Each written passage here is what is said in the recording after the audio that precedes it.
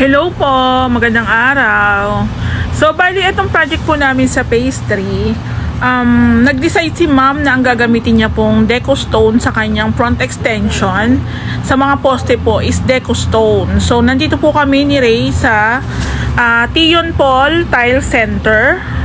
So, bukod po sa All Home o Vista Mall, meron din po sila ditong deco stone.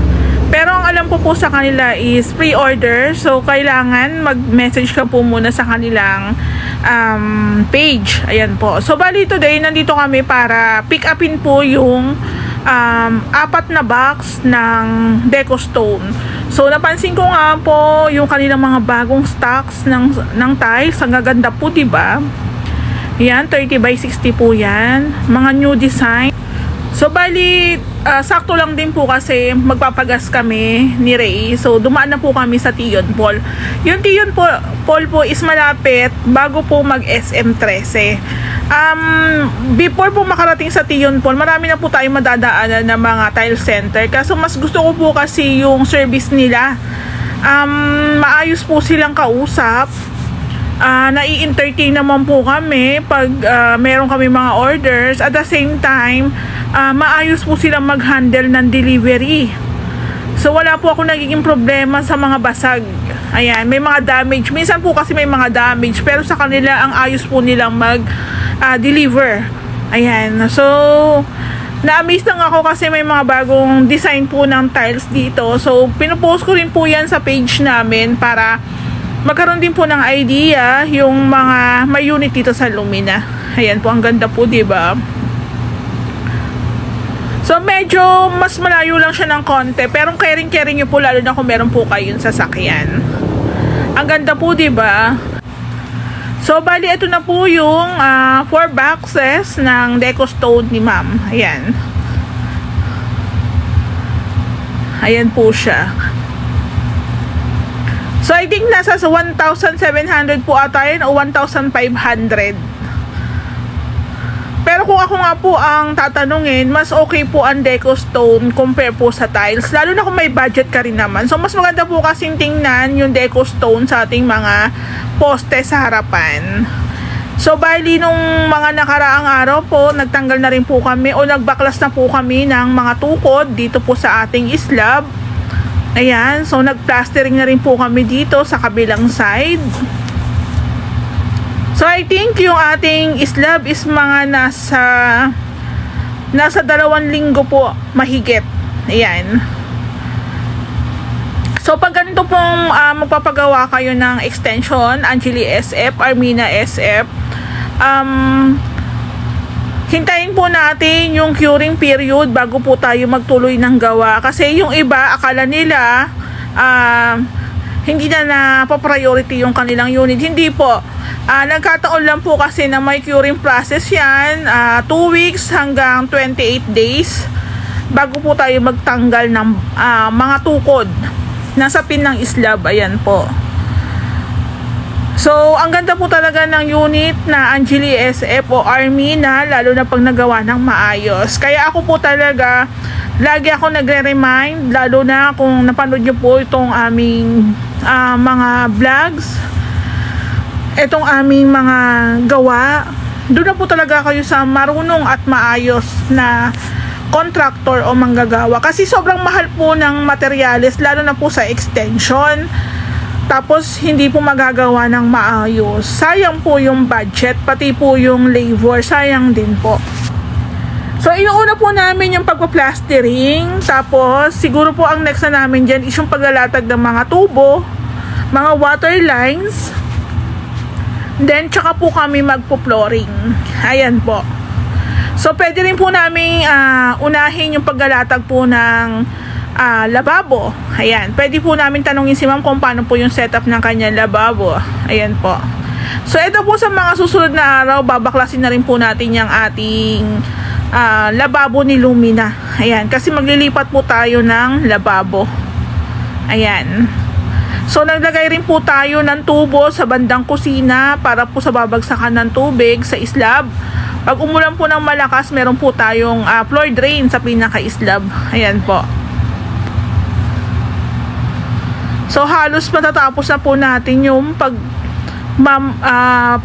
pagka-plastering dito sa kabilang side. Naikabit na rin po pala yung dalawang bintana. Prepared po ni ma'am, ni sir, na wala na lang po daw pinto. Dalawang bintana na lang din. Katulad po yan kay ma'am Floor. Ayan po. So, yung iba po gusto nila wala ng bintana. Yun naman po yung sinusunod namin, yung gusto ng may-ari. Ayan po. Ang lawak po talaga niya pag nagawa ng maayos. Tapos maglalagay na rin po tayo ng kisame sa mga susunod na araw.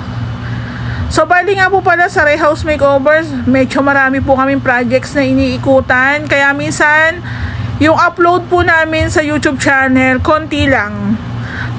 Pitik-pitik lang. Pero kung gusto nyo pong ma-update kayo sa mga projects namin, meron din po kaming page na Rehouse Makeover, road to 30K, 1,000 na po.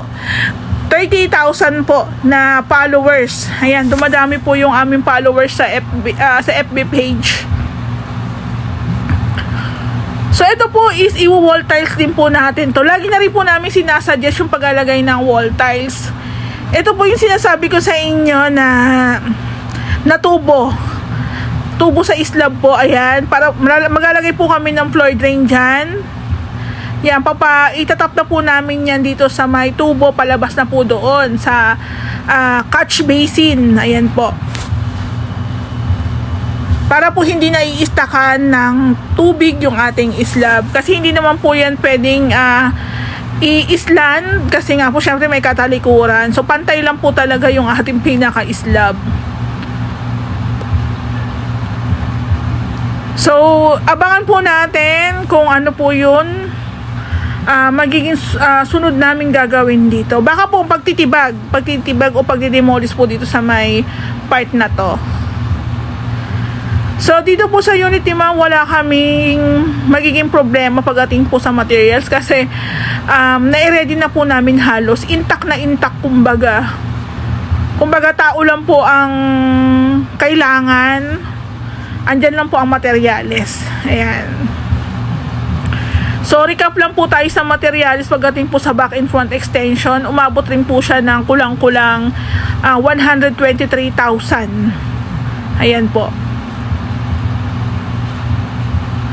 So, dito nga po pala sa Lumina, wall-to-wall po dito. Talagang nakadikit po talaga sa wall ni kapitbahay. Kaya kung mapapagawa po kayo ng extension, kailangan po may sarili po kayong pader. Hindi po pwedeng makikipader kayo sa wall ng kapitbahay kasi hindi po pwede yon. Magiging problema rin po yung katagalan. Kasi yung iba po ang discard poste na lang po yung nilalagay tapos hindi na nagwo-wall. No, very wrong. Kailangan po pag nagpagawa kayo ng unit, nagpa-extension kayo, dapat po may sarili kayong pader. Kasi kahit anong gawin nyo dyan, hindi nyo maapektuhan yung pader ni kapitbahay. Tapos nga po pala, sobrang late upload na rin po talaga to. Namili rin po kami ng ibibigay namin sa team. So bali ang Christmas party namin is December 22. Hindi ko lang po talaga na-edit, gawa ng medyo busy. Ayan. So bali sa Team Ray, 13 lang po kami lahat. Plus ako po 14 na po kami sa team. So meron po kami mga nakuhang commission sa hardware. Ito po, naipon namin. So, ibibigay din po namin sa team. Para meron na rin po silang panghanda pagdating po ng Pasko. Dati po kasi wala. Hindi po kasi namin napaghandaan ni Ray. Pero this time, ayan po, nakapag-ipon kami ng 1 taon. So, tinabi po namin yun lahat. Pati po yung pailaw namin sa court. Kasi yung pailaw po sa court, tinatabi rin po namin yun. Bali, yung pailaw po sa court is ang 1 oras po is 100. So, naipon din po namin yun. So, isa rin po yun sa pinagkunan namin ng pondo. So, bali, bukod po dyan sa meron silang Noche Buena na nakalagay po sa tawag dito, eco bag. Meron din po silang pa-t-shirt, pa-uniform. Ayan. So, nagpa-print din po ako ng uniform. Ayan. So bali nakakatuwa lang kasi syempre, 'di ba? Parang hindi ka namang hihinayang magbigay ng ganito kasi syempre ang laking tulong din po talaga ng team. Masisipag po, tsaka kahit hindi nyo po bantayan, instruction lang ni Ray, gumagalaw po yung unit. Ayan, so nakakatuwa lang.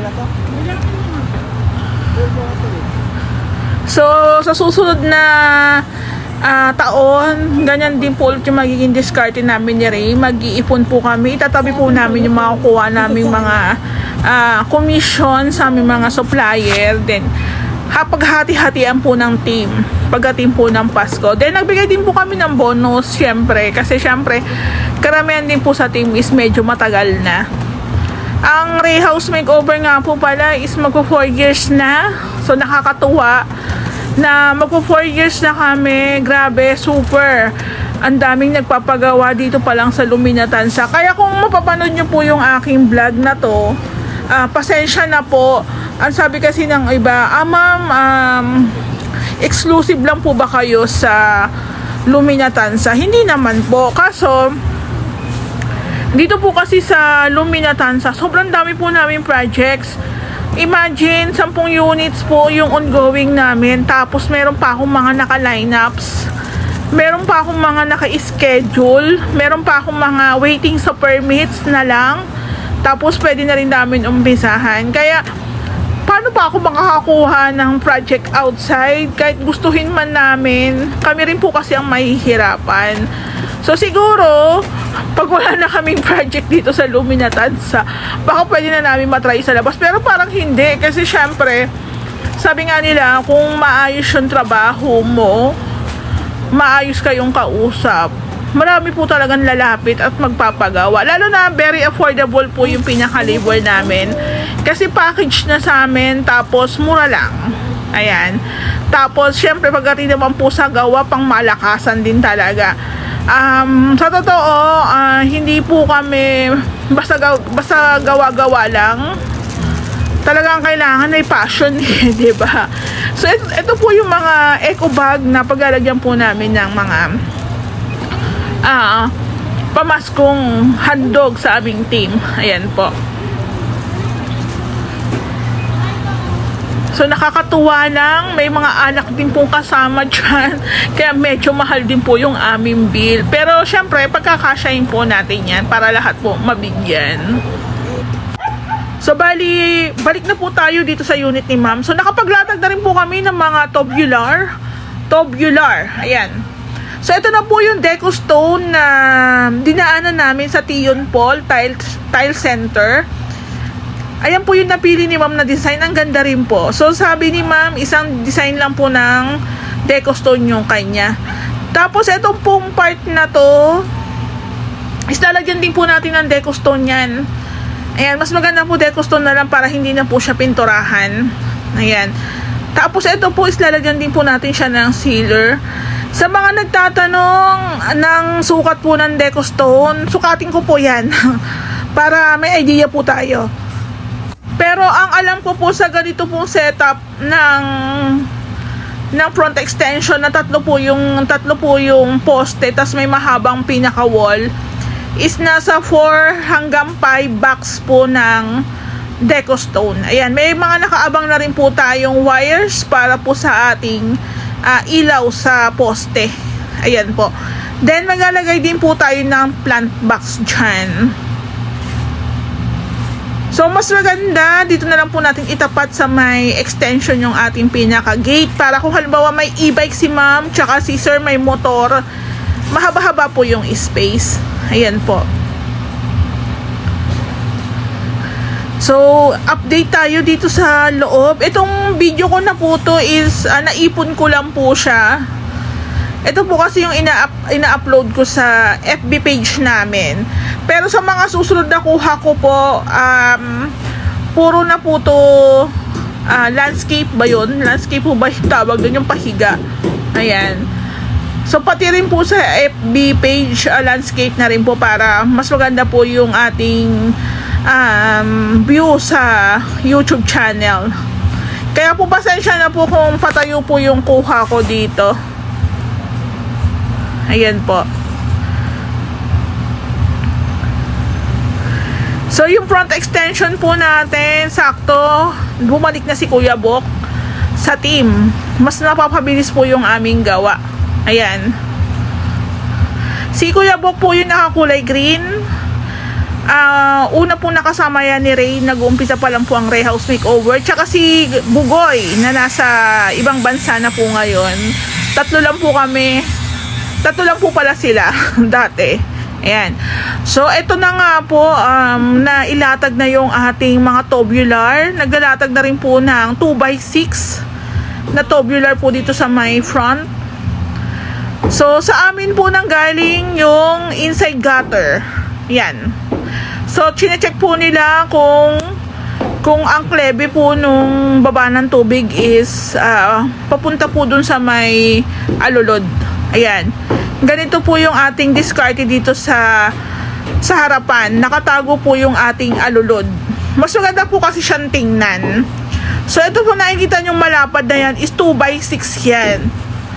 So sa amin naman po walang problema kung halimbawa agayahin yung aming pinakagawa. Kaya nga rin po kami nagbablog is para may share din po sa inyo yung aming mga diskarte sa aming gawa po dito sa Lumina.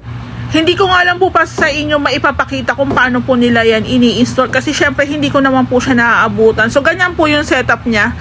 Ayan, ito po nakikita yung malapad na yan is stainless gutter po yan. So, nagpapasalamat nga po pala ako doon sa kliyente namin sa Phase 5 na doon po namin nakuha yung idea ng inside gutter. Then, kami po yung nag-umpisa niyan dito sa Lumina Tansa.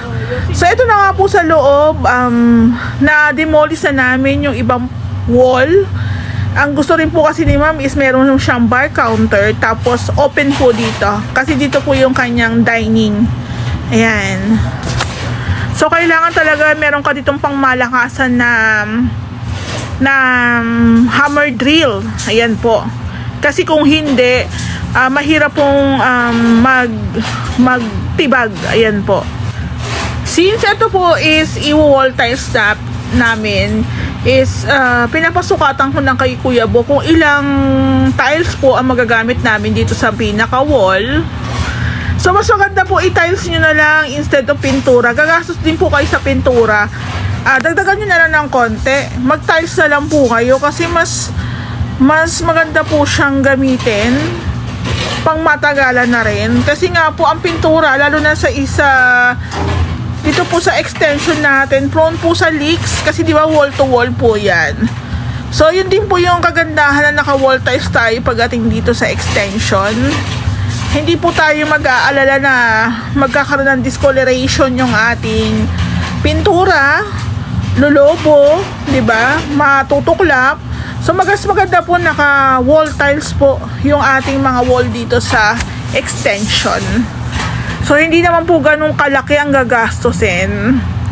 So eto na nga po, pagdating naman po ng mga sumunod na araw, nalatagan na po namin siya ng insulation foam. Ayan po.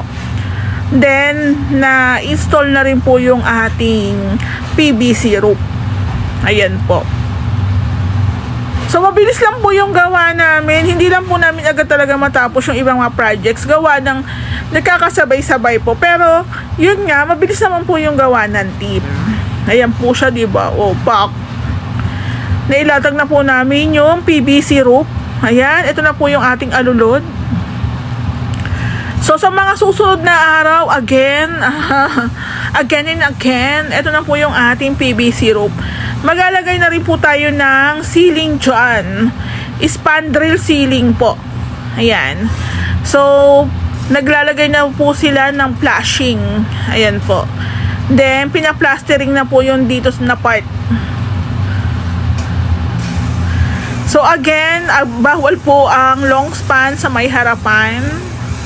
Kaya pong ginagamit namin is PVC roof. UPVC roof po ang tawag dyan. Na ino-order ko pa po yan sa malayo. Kasi wala po sa may all home. Wala na po sa all home. So, no choice tayo.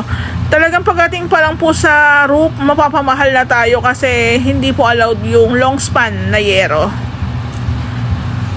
Kaya nga po, sa totoo lang, mura na yung aming renovation. hindi pa namin natitipid yung materyales. Pero kung halimbawa payagan po yung long span, mas malaki po yung matitipid. Kaso hindi po eh. So ito po yung slab natin. Ayan. Pinaplastering na lang po kasi naglagay po kami ng asintada dyan. Tapos ito po yung slab. Ayan po yung ating slab. Pinaplastering na lang po yung awang. Tapos nandito po yung ating slab na merong drain. Yan. Diyan po ang dadaan ng tubig.